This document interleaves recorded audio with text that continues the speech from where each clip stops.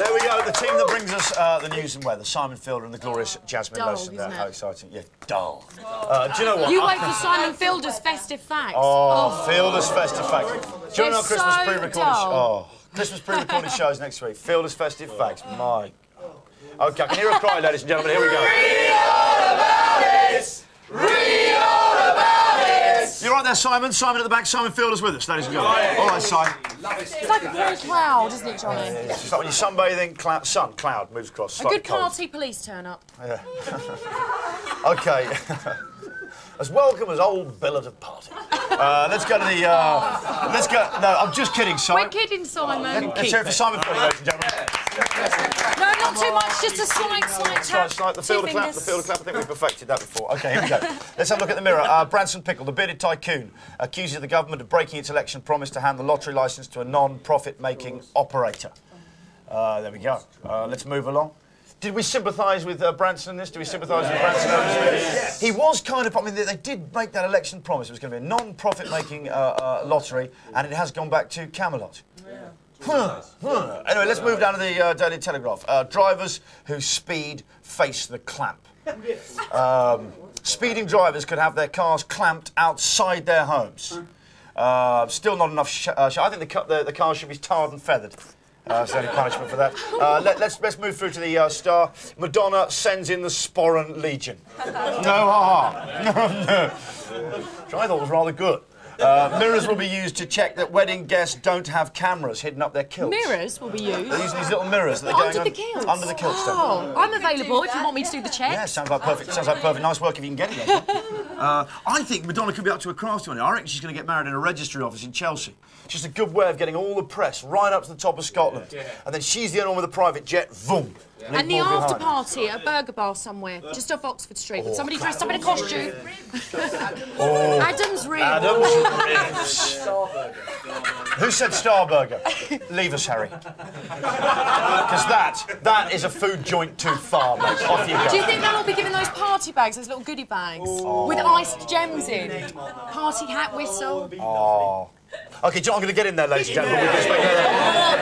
I've got a story here that sort of sums up, I think, Britain's transport chaos. Are you ready for this? A story that sums up John Prescott's world of transport. We're doing this at the top of the show, you know. Yeah. You know what I mean? Going in cold. Whoa. That is a very good point.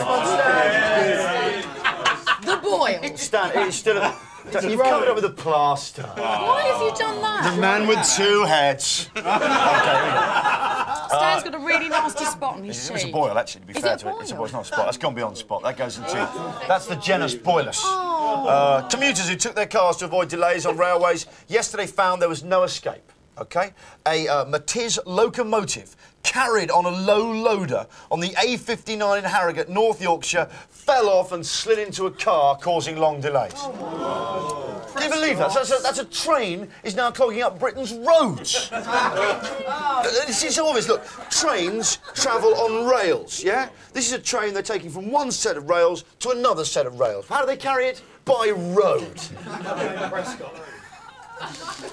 Do you know, I said yesterday there was the biggest decoration any house has ever had outside it. Oh, we've got it here! We've got it right here. There Johnny. He is. Morning, mate. How are you this morning? Right, John. Lovely. How tall is that? Look, about 30 foot there? 30 foot, yep.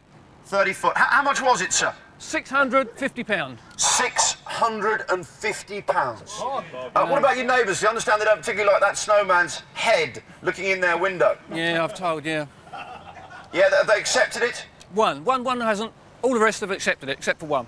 OK, what about local children? Are they loving this? Brilliant, brilliant. Would you like to name and shame that one? Yes. What's his name? Len. Oh, her name is Lynn? No, his name, Len. His name is Lynn? Yeah. He's a cross-dresser. Yeah, definitely, definitely. Denise, we don't know that. We don't know that. That's actually quite a slur on it.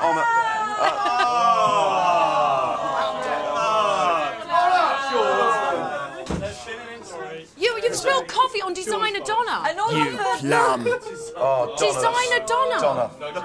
Not now, Donna! OK, I've got more for you. So much trouble. Oh, Donna, I'm sorry about I'll that. have to go and get cleaned up and get out of these wet clothes, Denise. What are you asking me for? Do you want some blonde action? Is there something going on? Shh, not now, Donna, not now. Wow. Who's got the towel? OK, we got walls. This is Madcap Marie Thomas has decorated her lounge walls with Christmas wrapping paper, ladies and gentlemen. I think, is this still stored? It is. Have a look at that. Isn't that a festive spread? It's rare you see a house that actually makes the big breakfast house look tasteful and low-key, but I think she's succeeded. I'm going to move on. France yesterday banned Brits from giving blood in a bid to halt the spread of the human form of mad cow disease. It's funny because also in today's papers they're saying about how there's a blood shortage in Britain. They want all donors to come forward, and yet now we find out we actually export a bit of blood to France. Seems extraordinary. I don't know why they export it anyway. The French doctors are only going to burn it. And also, I would point out they didn't mind us giving blood in 1945. I'm going to move on very quickly before I get in trouble with lots of people. Basil, the Panto's star terrier, has become very attached to his Wizard of Oz leading lady, ladies and gentlemen. Whenever he sees Kay Watson's stockings, the star points out, as she takes the stage as Dorothy, he acts more like a sex maniac than a performing pooch. Of course, because he's seen success. The lust-fueled Bichon Frisé, who plays Toto, latches onto Kate's leg and starts thrusting furiously. You love that, don't you? A spokesman for the show at the Pavilion Theatre, that's a show right there. A spokesman for the Pavilion Theatre in Weymouth, Dorset said, Basil's a lovely dog, but as soon as the spotlight falls on him, he does an impression of a Scandinavian porn star. Doesn't say if that's the chauffeur or the doctor, but one thing's for sure, he'll have a ponytail. OK, let's move on. This is Jane O'Gorman's problem. My husband and I have been going through a crisis in our marriage. You know what this guy's done? He's bought a parrot because he knows his wife's really frightened of parrots. Yeah, and he lurks in his den, just chatting to this parrot. If you have got time to read Just Jane, Jane O'Gorman solving all your love problems, that's in the Star today. This is Tony Blair. He went to the Dome yesterday. Great place. It's the first time he's been to the Dome since the New Year's Eve. But he played on an 11-a-side football table. Table football, they've got an 11-a-side one there. And these kids were playing on it, and they saw Tony Blair, moved over, and they went, "It's Tony Blair! Let's see him play football!" So Mr. Blair grinned gamely, and he went over, he started playing this football game. And then a goal went in. While Tony was playing it. And straight away, Mr. Prescott goes, "It was Tony.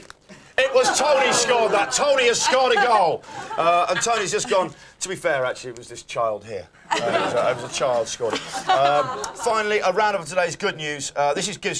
Just clap these home. This is good news for everyone. Are we ready? Good news. Glam rock star Alvin Stardust has become a father for the 4th time.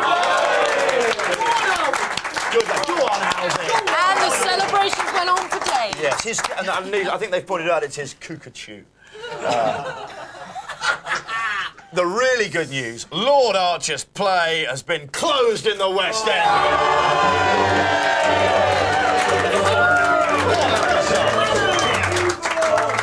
Who said evil? I like where you're coming from, Carl. Finally, the best news of all. The radiant smile is back, along with the trademark string of pearls. Yes, the Queen Mum is in the spotlight again. The Queen Mother... Go on, Mum! Go on, Mum! Go on! Go on! Grandma, we love you. Oh, we love her. The Queen Mother took a short drive. Oh, of course she did.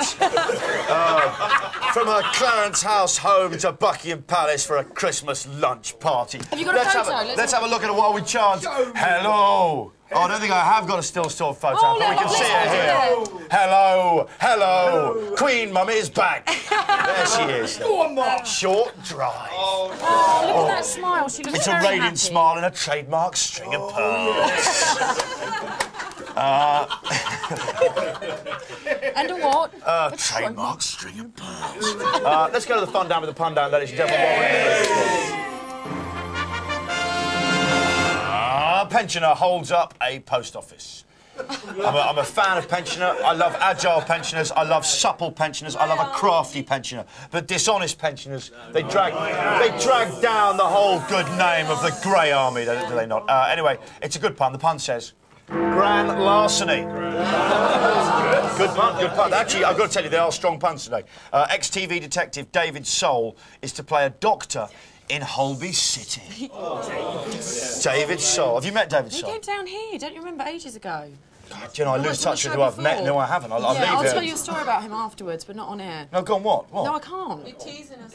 Go on. I can't. Go on, why? No, because I really can't. No, why? You really can't. I really Give us a can't. clue then, go on. What exactly? No, what, no, I can't, because what, they can hear it on part my of the body microphone. does it involve? The whole body. OK. OK, here we go. The pun says, Starsky and Crutch, ladies and gentlemen. Any other stories you can't tell us?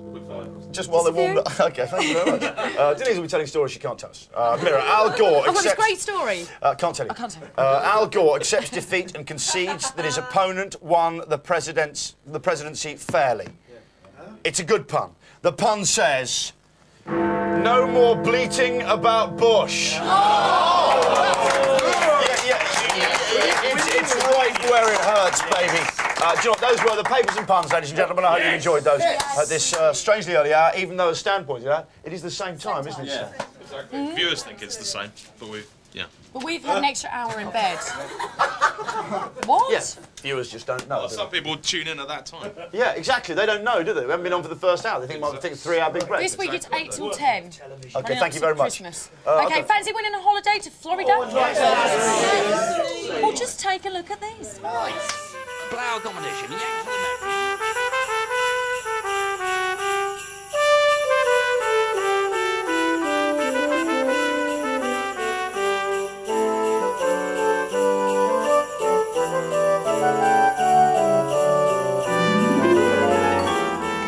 Hot mince pie? Don't be stupid, Denise. I'm a snowman.